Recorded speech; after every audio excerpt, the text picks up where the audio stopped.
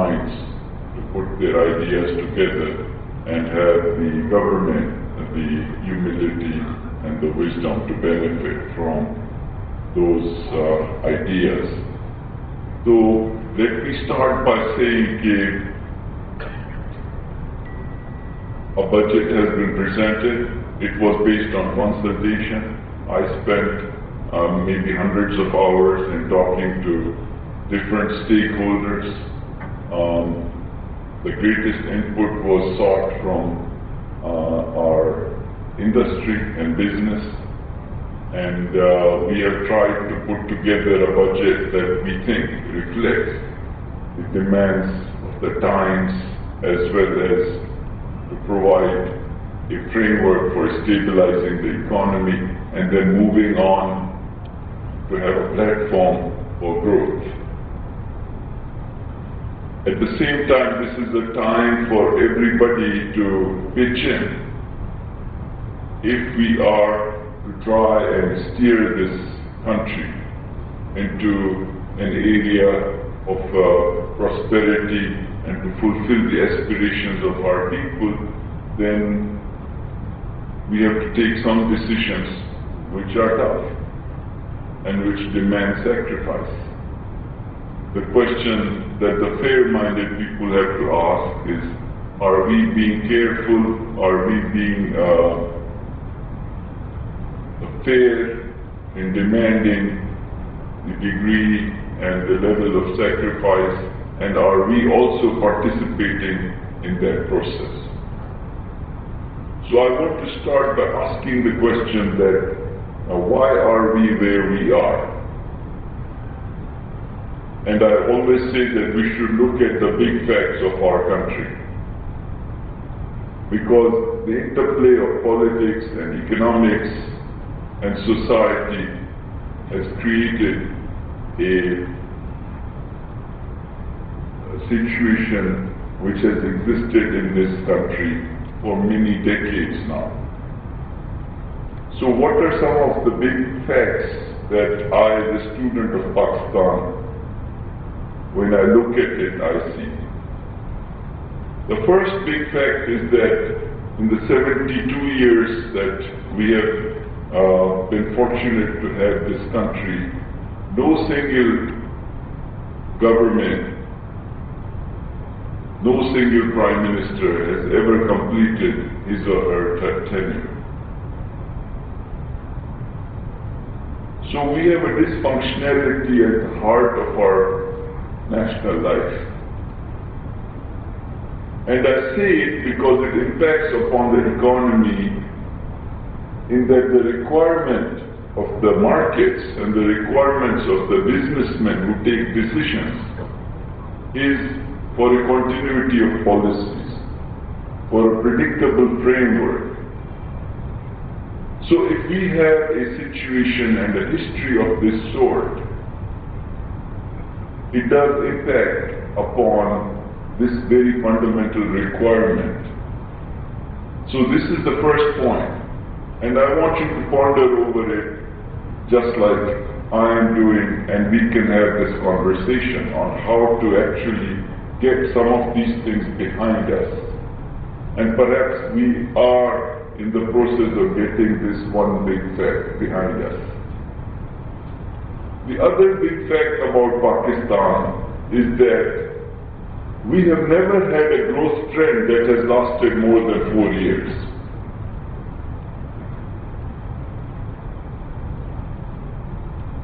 China, for example, has had, an average growth rate of 10% for more than 30 years.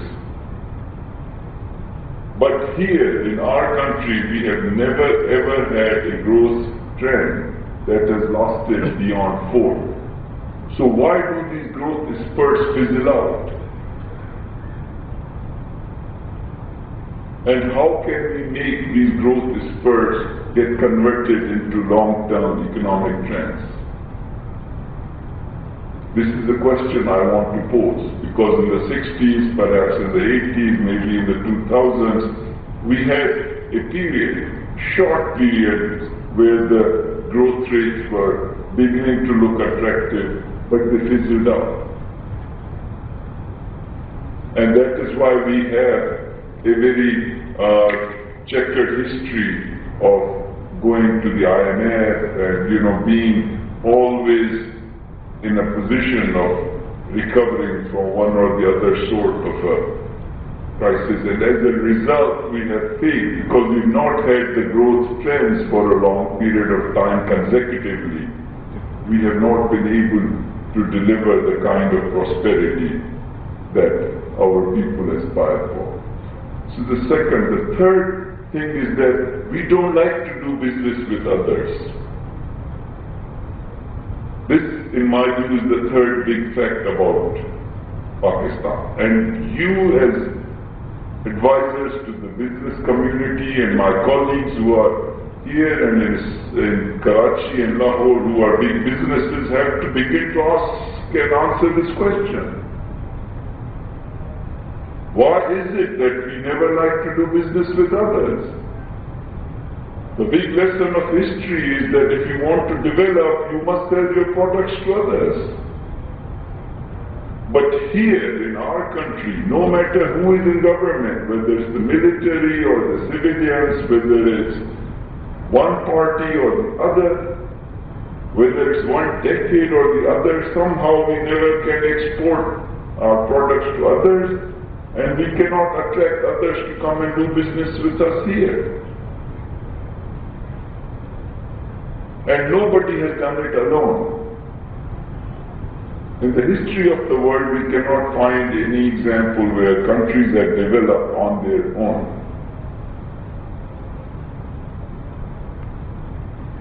So we have to begin to try and figure, these things out. And the fourth is, why do we have such excessive government?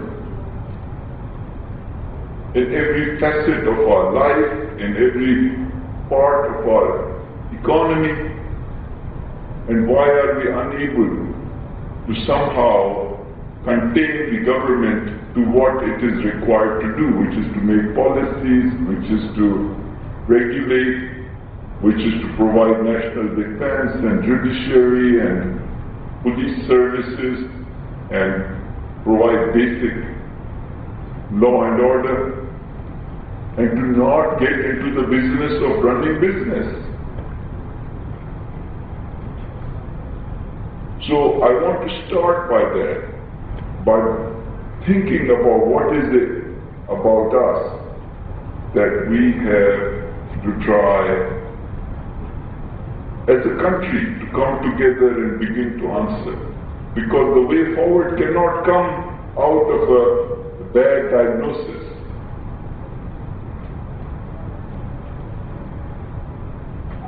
Now I want to turn to where we were, where this government comes in, and what the situation was at that time. I don't want to make it too partisan, I don't want to make it political. I just want to state some facts. When this government came in, the debt and liabilities were reaching 3,100 billion rupees, or 3.1 trillion. Sorry, 31,000 billion.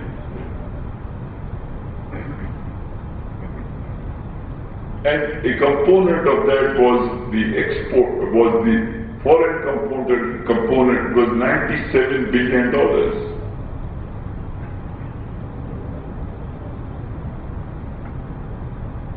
Now, if we had that kind of a burden,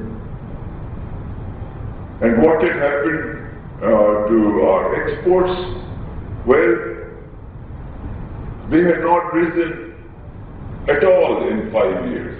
The rate of growth of exports was 0%.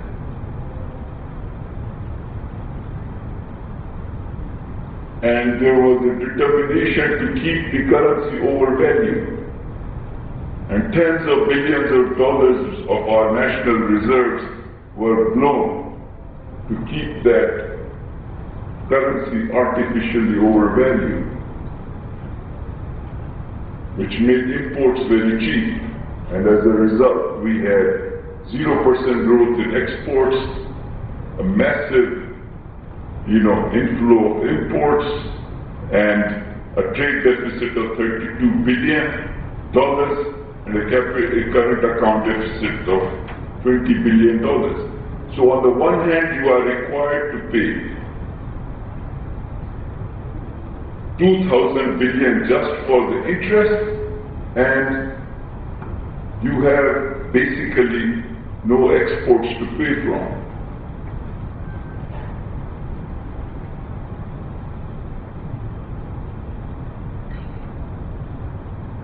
And at the same time, as I said, because there had been no growth in exports, the prospects looked pretty grim. So what has been the response? What have we begun to do? And before I go there, the fiscal deficit, which is the difference between what you earn and what you spend, that was already reaching like 2.3 trillion for just 1 year. तो एक तरफ आपके पास कोई exports नहीं है, आपके imports को finance करना है, दूसरी जानिब आपने $100 बिलियन बोरो किए हैं, 31,000 टोटल बोरो किए हुए हैं रूपी टर्म्स में, एंड यू हैव टू पे all this. There's no escape from that. And as a result, the reserves, had fallen in the last 2 years of the previous government from about 18 billion to less than 10 billion, close to $9 billion.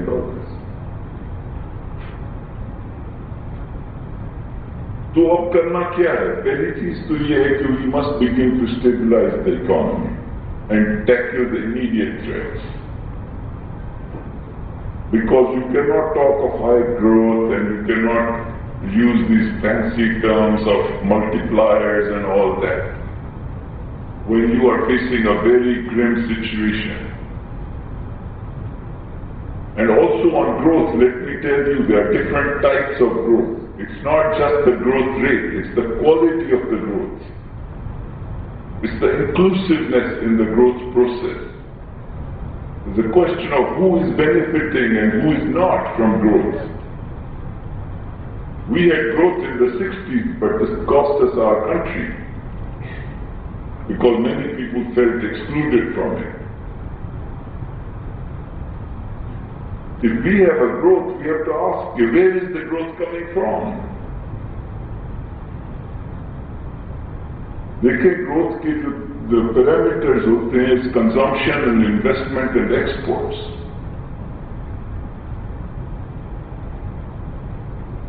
If somebody says, oh, look at me, I made a growth rate of 5%, you have to say, did it come from exports? Did it come from investment? Or did it come from consumption? You answer that question. A person can take a credit card and go and have a very good time consuming it, and then split and let somebody else take care of the bill.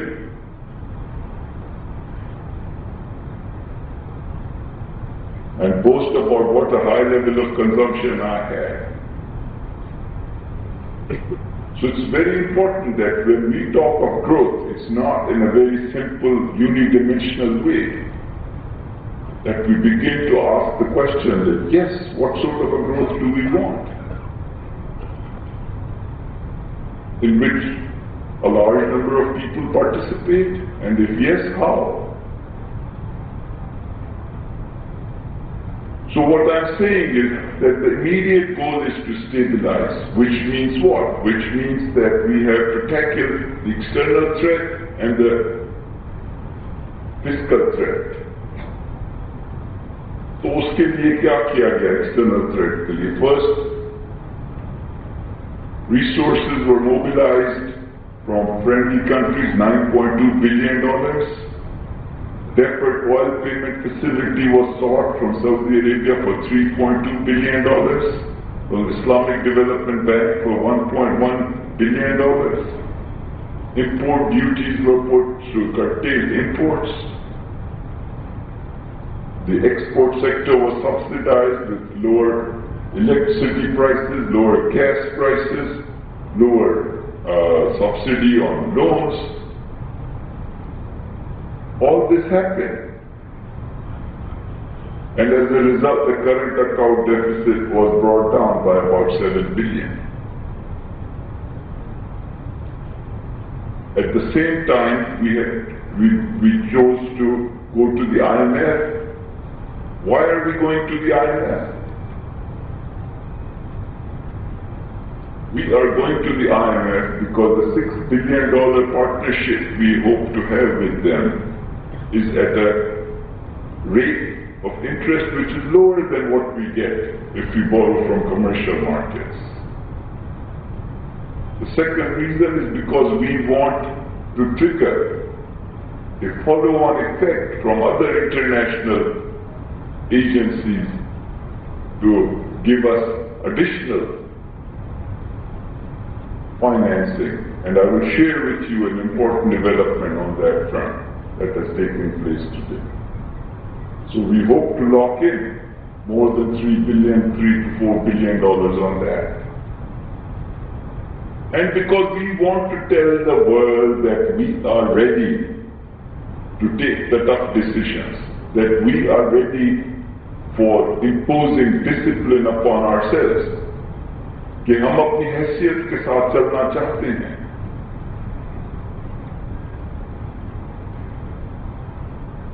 और ये जो लोग बैठ के कहते हैं कि ये IMF ने बजट बना दिया और IMF के इशारे पे लोग चल रहे हैं, don't believe any of that crap. What we have to do is decide what is the best for Pakistan. And if somebody or the other, whether it's in the IMF or the World Bank or some other friendly country of ours, they also think that it's good for us, well, fine.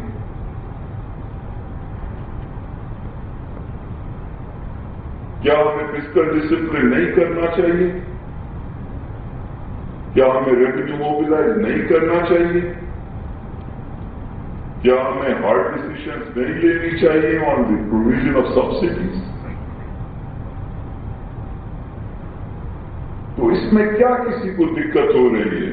Why are they trying to confuse the public by using loaded statements and trying to give them a kind of a false picture?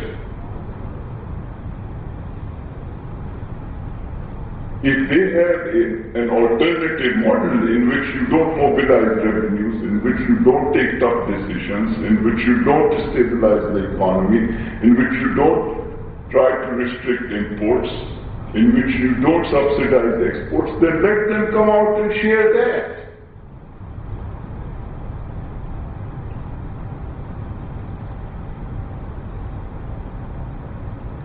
So we are open for any ideas